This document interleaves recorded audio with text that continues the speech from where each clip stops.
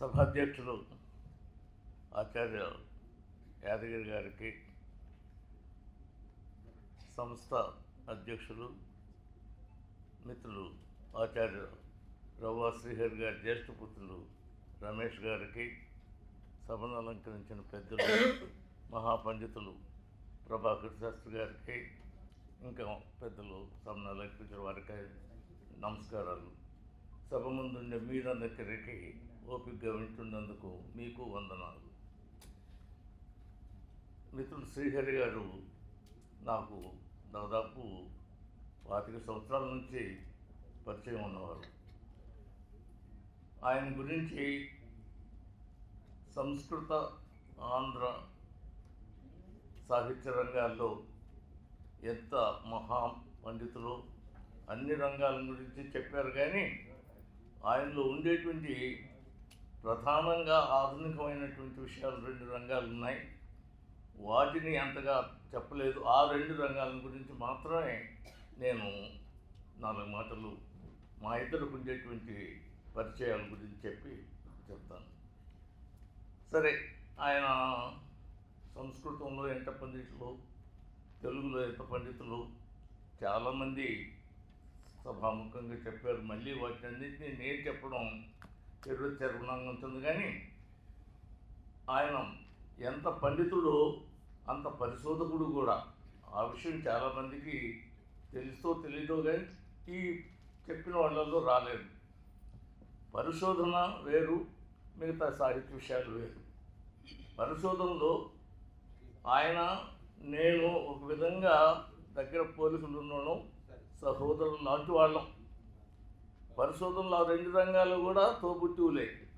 ఒకటి ఏంటంటే నిఘంటు నిర్మాణం, రెండవది విజ్ఞాన సర్వస్వాల నిర్మాణం. ఇవి 2 కూడా కోయిన్సైడ్. నిర్మాణ పద్ధతులు ఇంచుమించుగా ఒకటిగానే ఉంటాయి. నిఘంటు అంటే అందరికీ తెలిసిందే, కానీ డిక్షనరీ, పదార్థాల యొక్క శబ్దాల యొక్క అర్థాలను చెప్పేటువంటిది. నిఘంటు అంటూ నిశ్చయన ఘంటయతి భాషయతి అని సంస్కృత ధాతువుకి నిర్వచనం. అంటే ఒక పదం యొక్క అర్థాన్ని నిశ్చయంగా చెప్పేటువంటిది నిఘంటు. నిఘంటు నిర్మాణం పని ఎక్కడైతే ఆగిపోతుందో అక్కడి నుంచి మొదలయ్యేటువంటిది విజ్ఞాన సర్వస్వాల పని. విజ్ఞాన సర్వస్వం అంటే ఏ పదం అయితే నిఘంటువులో ఉందో ఆ పదం యొక్క పూర్వపరాలు, సమగ్రమైనటువంటి సమాచారాన్ని సేకరించి చెప్పేటువంటిది విజ్ఞాన సర్వస్వం. శ్రీహరి గారు మిగతా సాహిత్య ప్రక్రియలతో కూడా నిఘంటు నిర్మాణంలో చాలా కృషి చేస్తాడు. ఆధునిక మనకి ప్రాచీన సాహిత్యంలో, సంస్కృతంలో కానీ తెలుగులో కానీ ప్రాచీనం నుంచి కూడా పూర్వకాలం నుంచి నిఘంటు నిర్మాణం ఉంది, కానీ విజ్ఞాన సర్వస్వాల నిర్మాణం లేదు. విజ్ఞాన సర్వస్వం అంటే చాలామందికి తెలియదు. ఎన్సైక్లోపీడియా అనేటువంటి ఇంగ్లీష్ పదానికి సమానాంతరంగానే విజ్ఞాన సర్వస్వం అనేది తెలుగులో బహుశా ఆంగ్ల విద్యా భాషల అధ్యయనం కారణంగా వచ్చింది. అంటే అంతకుముందు తెలుగులో విజ్ఞానం లేదా అనేటువంటిది కాదు, అంతకుముందు ఉంది, కానీ ఒక విజ్ఞాన సర్వస్వం మోడల్లో లేదు. నన్నయ్య భారతంలో ఉంది, తిక్కన భారతంలో ఉంది, ఇంకా సాహిత్యంలో అన్నింటిలో మన విజ్ఞానం ఉంది. ఆ విజ్ఞానాన్ని ఒక సమగ్రంగా ఒక అక్షర క్రమంలో నిఘంటువుని ఎట్లా తయారు చేస్తారో అట్లా తయారు చేయడం విజ్ఞాన సర్వస్వం. ఎన్సైక్లోపీడియా, ఎన్కైక్లియో అంటే సర్కిల్, పీడియా అంటే స్టడీ, సర్కిల్ ఆఫ్ లెర్నింగ్ అంటే విజ్ఞానం, సమగ్రమైనటువంటి విజ్ఞానం. ఆ విజ్ఞానాన్ని అక్షర క్రమంలో నిఘంటు ఏ విధంగా తయారు చేస్తామో ఆ విధంగా ఒక్కొక్క పదానికి సమగ్రమైనటువంటి సమాచారాన్ని సేకరించి అక్షర క్రమంలో చెప్తే అది విజ్ఞాన సర్వస్వం అవుతుంది. అట్లనే భాషలో ఉండేటువంటి అనేక పదాలని తీసుకొని దానికి సరైనటువంటి అర్థము, పర్యాయ పదము, ఇంకా మిగతా విషయాలు ఎక్కడెక్కడ ఇటు వాడిన సందర్భాల్లో వాడినారైనా చెప్తే నిఘంటు అవుతుంది. ఈ నిఘంటు నిర్మాణం కృషిలో ఆయన శ్రీహరి గారు చాలా కృషి చేశాడు. ఆ తర్వాత యజ్ఞాన సర్వస్వాల కృషిలో నేను చాలా వరకు కృషి చేస్తున్నాను, ఇప్పటికీ చేస్తున్నాను. ఇది పరిశోధనా రంగంలో మా ఇద్దరికి ఉండేటువంటి కోయిన్సైడ్. పరిశోధన సాహిత్య రంగంలో కూడా ఇవి రెండు తోబుట్టువులే, పరిశోధన రంగంలో కూడా మేమిద్దరం సహోదరులు లాంటి వాళ్ళం. ఈ విషయం ముందుగా చెప్పదలుచుకున్నాను నేను. ఇక మా ఇద్దరు పరిచయం గురించి కూడా 4 మాటలు చెప్తాను. శ్రీహరి గారు ఎంత పరిశోధకుడు, అంత వినయశీలి. చాలామంది చెప్పారు, ఎంత వినయశీలో అంత సమతాభావయోగ దర్శకుడు కూడా ఆయన ప్రతి విషయాన్ని సమానంగానే చూస్తాడు, కానీ తేడాగా చూడడు. ఈ మాట అంటుంటే భగవద్గీతలో ఒక విషయం ఉంది, ఒక శ్లోకం ఉంది,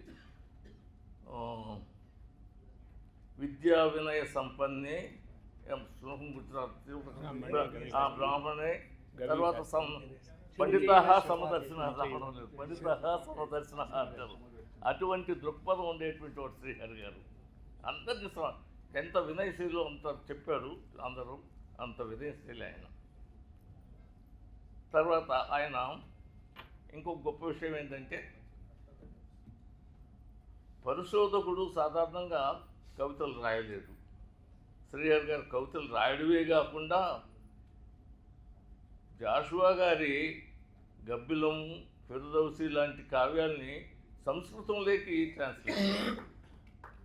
ఇది గొప్ప విషయం, చాలా గొప్పగా ఉన్నాయి. అట్లనే ఇంకా చాలా విషయాల్లో ఆయన చేశాడు. ఇక నేను ఆయనతో చాలా దగ్గరగా మెలిగినటువంటి వాడిని. ఈ విషయాల్లో చాలా తర్జన భర్జలు చేస్తున్నాను. ఆయన మీద ఉండేటువంటి అభిమానంతో మా ఎంఏలో సంస్కృతం పేపర్ కూడా ఒకటి ఉంటుంది. అందుకోసంగా ఆయన తీసుకుపోయి 4-5 విస్తృత ఎక్స్టెన్షన్ లెక్చర్స్ ఇప్పించేవాడిని. ఇంకొక సంఘటన చెప్పాలి నేను, ఇది చెప్పి నేను కూడా కొంత ముగిస్తాను. చాలామంది చెప్పారు కాబట్టి. ఒక తడవ మేము ఫ్యామిలీతో కృష్ణా పుష్కరాలకు పోయినాం. అనుకోకుండా శ్రీహరి గారు ఆ పుష్కరాల్లో కలిశాడు, ఆయన కూడా వచ్చాడు. ఇద్దరం చాలాసేపు మాట్లాడుకున్న విషయాలు. అదొక మరుపురాని సంఘటన నాకు. ఎందుకు అక్కడ కలిసినాం. ఇట్లా చాలా విషయాల్లో శ్రీహరి గారికి నాకు చాలా దగ్గర సంబంధాలు ఉన్నాయి. ఇంటికి చాలా దఫాలు పోయినాము. ఈ విషయాలు 4 విషయాలు ఆయన గురించి ఈరోజు సభలో చాలామంది చెప్పారు. ఇక నేను ఈ 2 విషయాలు ఆయన గురించి చెప్పదలుచుకున్నాను. నీకు ఈ అవకాశం ఇచ్చినటువంటి పెద్దలందరికీ మరొకసారి వందనాలు, నమస్కారం తెలియజేస్తూ పెద్దలు వెంకటరత్నం గారు ఎంత ఎక్కువగా రాస్తారో అంత తక్కువ మాట్లాడతారు. వారు నిఘంటు విజ్ఞాన సరస్వ రచనలో సంక్షిప్తత, సమగ్రత ఇవన్నీ ఉంటాయి కాబట్టి రాయటం ఎక్కువగా ఉంటుంది వారికి. చాలా తక్కువ సమయంలో తమ సందేశాన్ని మనకు వినిపించి ముఖ్యమైన విషయాన్ని పండిత సమదర్శన అన్నది మర్చిపోకుండా చెప్పాడు ఇవాళ సారు. కృతజ్ఞతలు.